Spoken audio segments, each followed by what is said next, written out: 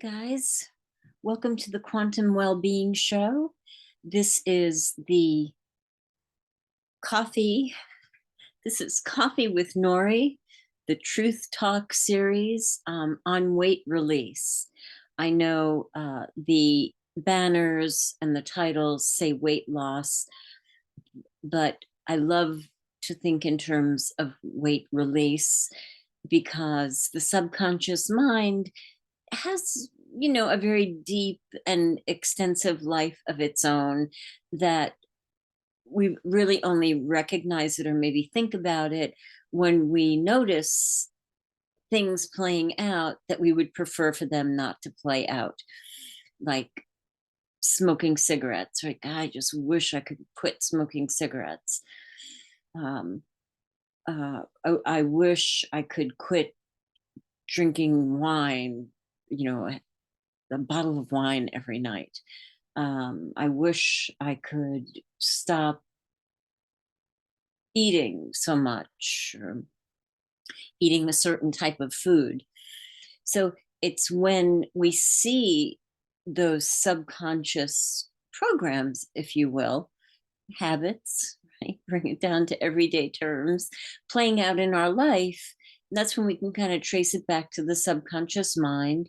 And that's where it's really helpful to begin to use new language. So I rather say weight release than weight loss. And of course, on a practical level, there's part of our brain that if we lose something, we might want to go find it, right? Pixie supports what we're talking about here. So I just want to come back for a minute. We're going to go back for two reasons. I'm coming back to my positioning for these videos, and many of you know, a lot of you may not know. If you're new to me, thank you for being here, everybody. Whether you're new or not new to me, thank you for being here. I hurt my back several years ago. It's been a couple of years now, several years, and it's really so much better. I hurt my back catching a falling patient. Pixie wants to get down. And it's not the kind of thing that hurts when I bend over, or hurts when I lift something heavy. It hurts to sit. As crazy as that is, it hurts to sit. So forgive my very casual, although I am quite a casual person, um, um, body alignment, but this is where I can be comfortable, and then I don't have the sensations in my back calling to me and distracting me, so I can give my full attention to our topic. The other thing that I wanted to go back to is when we make a decision to release weight, or that time right before we realize we're going to make a decision to release weight. So what is that like for you? And I'm assuming if you're here, this topic is important to you or interesting to you.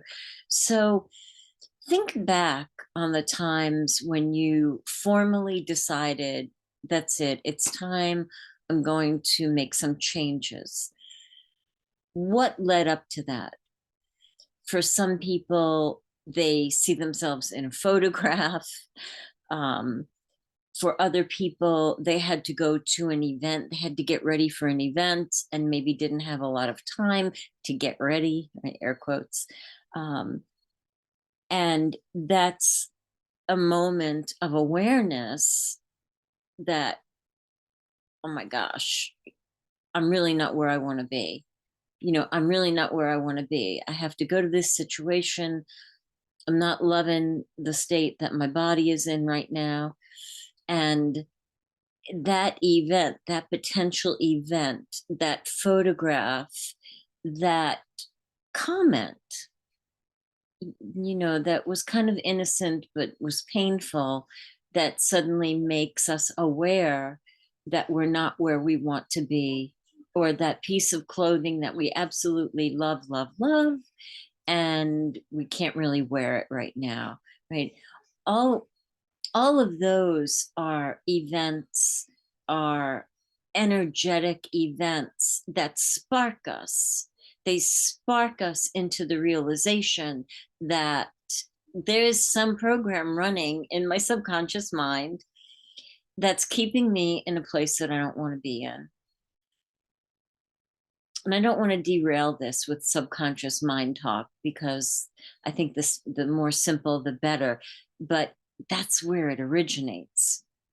So we have that spark, and like a jolt of electricity, right? If you ever, grabbed a live wire, or when you were little, put something in the electrical outlet, there is nothing like that feeling if you've ever experienced an electrical shock. My father was an electrician, and he found it humorous to be working on the car and hand me a live wire. I mean, it wasn't enough to kill me or hurt me or anything like that, but I will never forget. I mean, to this moment, I can remember the vibration that just seemed to course through me. And it was shocking and it was uncomfortable. And that's the same thing.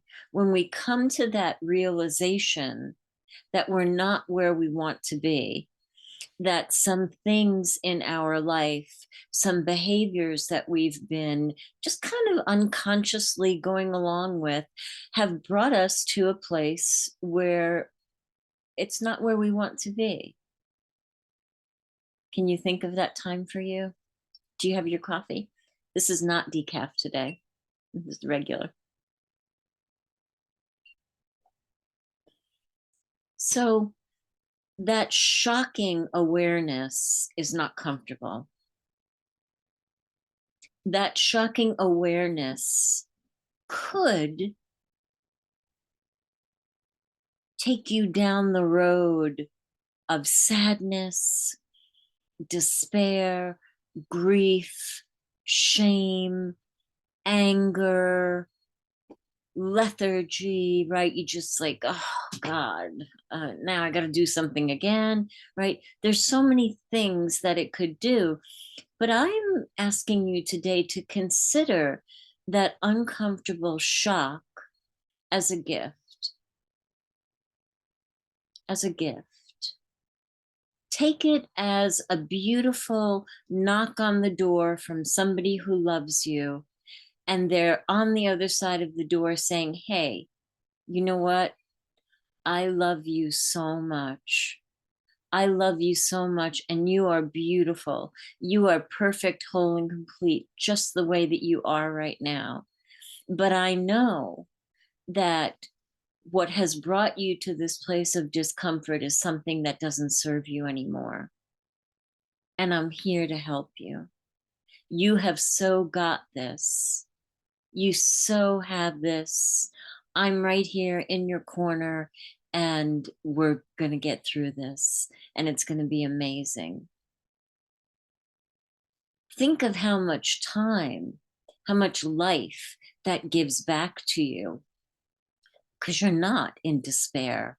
You're not losing time sitting on the couch, right? Maybe eating even more, right? Because we're emotional eaters, many of us, and losing even more time. Instead, of being hand in hand with ourself, with our higher self, walking down the path, walking down the path of increased well-being, walking down the path of incredible health, walking down the path of rediscovering your amazing body, right? Thinking about the beauty of your body. There is something beautiful. Oh, Nori, I feel fat. I get it. I get it. But you know what?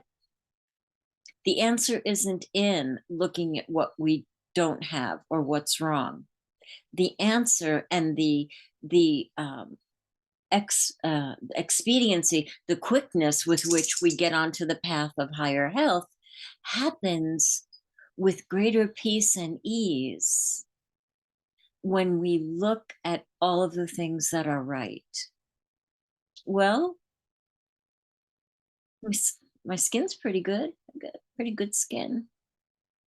Yeah, my legs are okay. My legs are okay, look good in a skirt.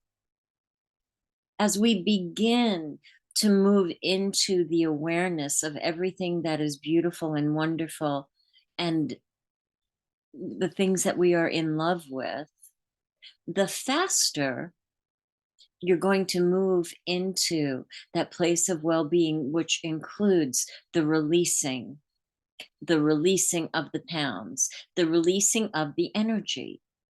Adipose tissue, right? Fat cells, adipose tissue is nothing but stored energy.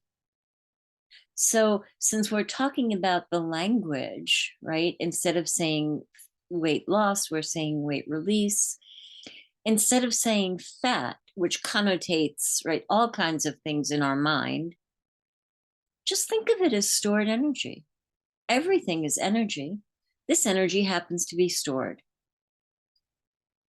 Energy can't be created nor destroyed, only changed. We're going to change it. We're going to shift it. We're going to release it. And we're going to reshape this beautiful vehicle that we came to be in. What are you thinking? There's usually a little bit of sadness that comes with the realization. It's natural. It's normal.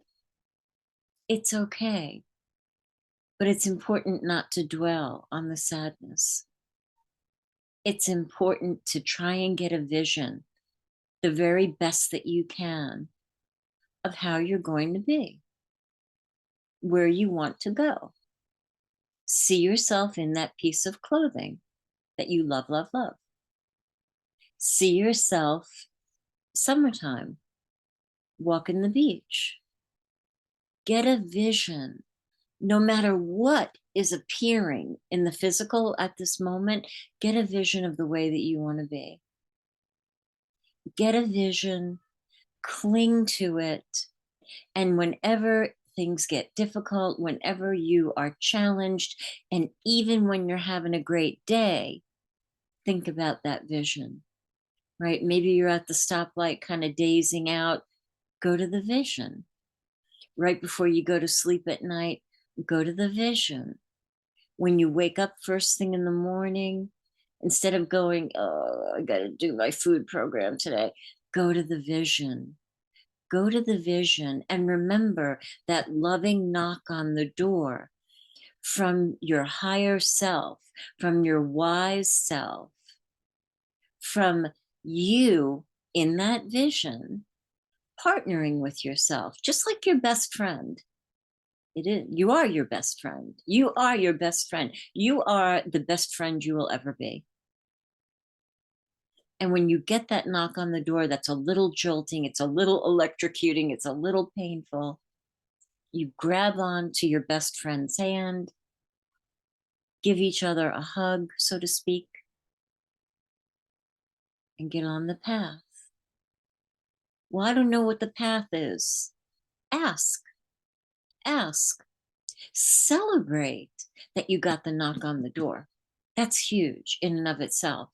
Celebrate that you got the wake up call. Celebrate that you open the door to that best friend of yours standing right there, eye to eye, heart to heart, looking at you saying, let's go do this.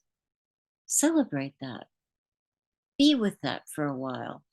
Don't run, to the next diet or whatever. Just be with that for a little while and put your request out to God, the universe, whatever word you use, right? Whatever language. Show me my path. Like I said in the last video, we are like a combination lock, and my unique numbers open up me. Excuse me. Your unique numbers open up you. Weight release isn't really one size fits all, although it works for a little while, right? Eventually, no matter how much people do one size fits all, now there's a place for it. There's a place for those very regimented, um, streamlined, kind of narrow programs. There's a place for that. But it's important that when you release the weight from that very narrow, streamlined, kind of regimented program, that you get to the point again, and hopefully it will happen during that time while you're releasing on that very tight, for lack of a better word, program, that you partner with yourself, that you get to know yourself. The thing that I don't like about some of those programs are that they have you so busy, thinking about what's next, thinking about what time you got to eat and this and that and this and that, right? That you're so busy that you don't hold your best friend's hand. You don't get to know the deeper part of you that needs healing, that needs that subconscious program to be softened and to allow it to be gently squeezed out with beautiful, loving thoughts of the partnership with your best friend, you. Pixie agrees. So put it out, right? In your prayer, in your whisper, in your intention, in your affirmation. Just ask to be shown your way, and it will come. It will come. Ask and then be on the lookout for the evidence of it. Something will happen.